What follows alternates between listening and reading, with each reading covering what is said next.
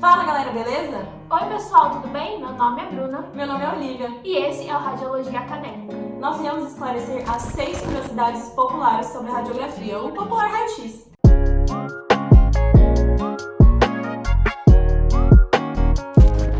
Nós selecionamos as 6 dúvidas mais frequentes de acordo com uma pesquisa que fizemos. E chegamos às seguintes dúvidas. Primeira pergunta: o que é raio-x e como funciona o exame de radiografia? O raio-x é um termo usado na linguagem popular para se referir ao exame de radiografia. Esse exame nada mais é do que um método utilizado na prática médica para produzir imagens de estruturas que compõem a parte interna do nosso corpo, como os ossos, órgãos e cavidades. Um profissional de radiologia vai fazer análise dessas imagens e tomar condutas necessárias de acordo com o que ele encontrar, como alterações indicativas de doenças, corpos estranhos e estruturas do corpo que estão alteradas. Então quer dizer, Bruna, que o exame de radiografia vai auxiliar ou até mesmo confirmar o diagnóstico de uma doença? Isso mesmo, Olivia.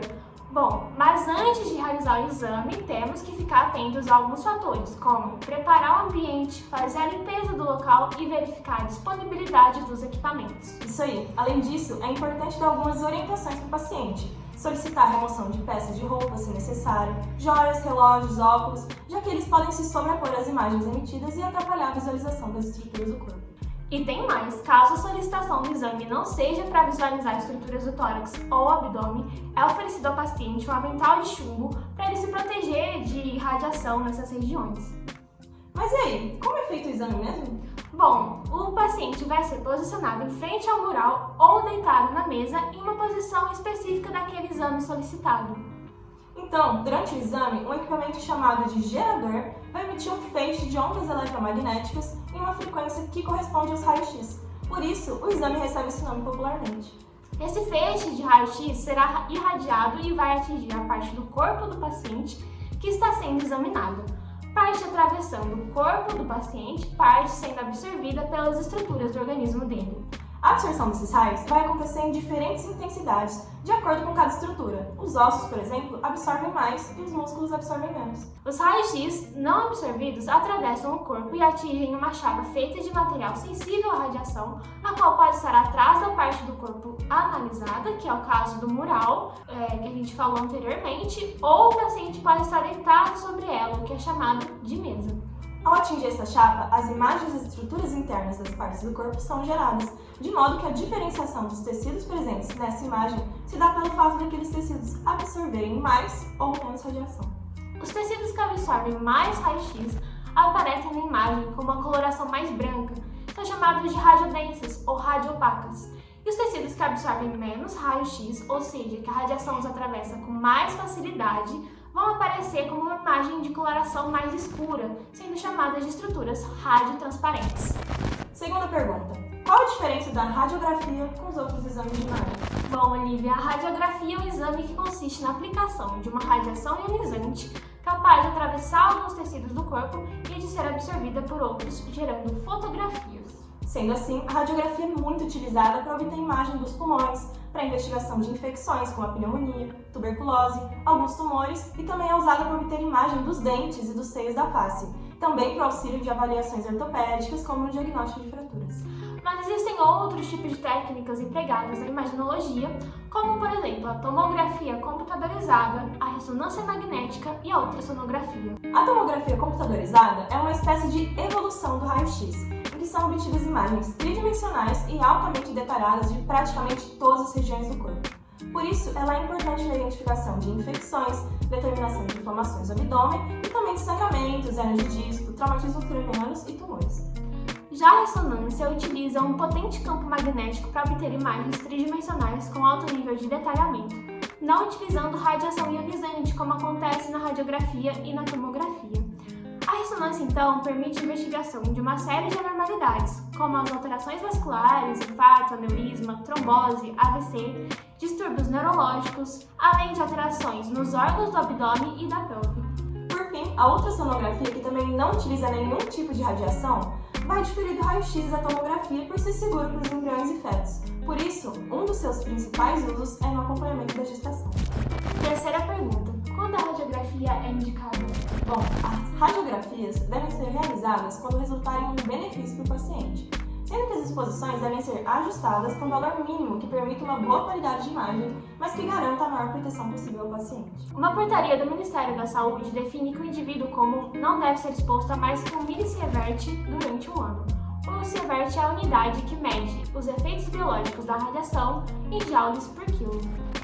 Desse modo, a radiografia é um exame indicado para a procura de fraturas de ossos, para identificar doenças pulmonares pelo raio-x de tórax, na avaliação de doenças agudas instaladas na região abdominal e também é útil para investigar suspeitas de câncer.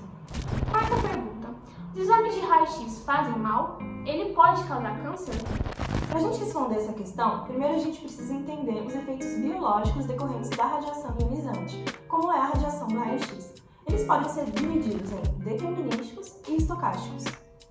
Os efeitos determinísticos são aqueles que aparecem devido à exposição e altas doses de radiação e dependem diretamente dessa exposição, como a morte celular de células malignas submetidas à radioterapia, as queimaduras de pele, a esterilidade ou a ocorrência de cataratas. Já os efeitos estocásticos ou aleatórios são aqueles não aparentes, que aparecem após meses ou anos de exposição à radiação. Eles estão relacionados a baixas doses de radiação, como aquelas decorrentes à exposição frequente a quais profissionais que trabalham com radiação estão sujeitos.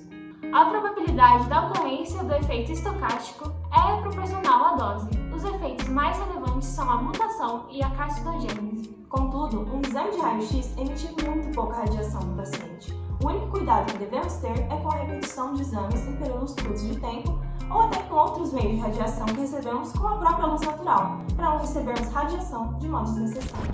Quinta pergunta. Gestantes podem fazer radiografia? O uso da radiografia em gestantes deve ser evitado, porque existe um risco potencial ao feto de óbito intrauterino, malformações, distúrbios de crescimento e desenvolvimento, alguns efeitos mutagênicos e carcinogênicos. Mas esses efeitos vão depender da dose da radiação e da idade gestacional, sendo importante tomar especial cuidado durante o primeiro trimestre, pois é um período essencial na formação do feto e que pode ser mais vulnerável a mutações em exposições à radiação. Por isso, deve ser discutido, junto com o profissional médico, a avaliação dos riscos e dos benefícios na execução do exame, devendo ser priorizados aqueles sem radiações ionizantes, como a ultrassonografia e a ressonância magnética, que são seguros ao feto. E caso o raio-x seja indispensável, deve-se fazer uso de barreiras protetoras de chumbo, colimar, ou seja, mirar o feixe de raio-x para a área de interesse e utilizar equipamentos calibrados e aferidos, tudo a fim de diminuir a exposição da gestante. Sexta pergunta. Se o raio-x é seguro, por que um radiologista fica escondido em uma sala durante a realização dos exames? Como já foi falado, o nível de radiação emitido durante o exame é muito baixo e não faz mal ao paciente quando bem utilizado. Contudo, o profissional radiologista está trabalhando o tempo todo com raio-x, então ele está sendo submetido a constante exposição à radiação. Isso pode trazer prejuízo à saúde dele, como estimular células cancerígenas e, caso ele seja homem, a infertilidade. É por isso que o radiologista utiliza equipamentos de proteção individual e fica em uma salinha distante constituída de chumbo e concreto. Bom, essas foram as dúvidas mais frequentes sobre radiografia. Esperamos que tenham gostado. E não se esqueçam de curtir, compartilhar e seguir o Radiologia Acadêmica no Instagram. Tchau! Imagens? Falei tudo errado. Não utiliza escutarem um beijo de um. É por isso que a radio...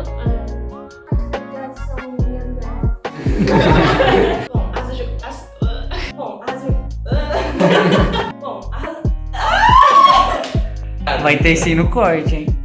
E em uma salinha distante, constituída de chumbo e concreto.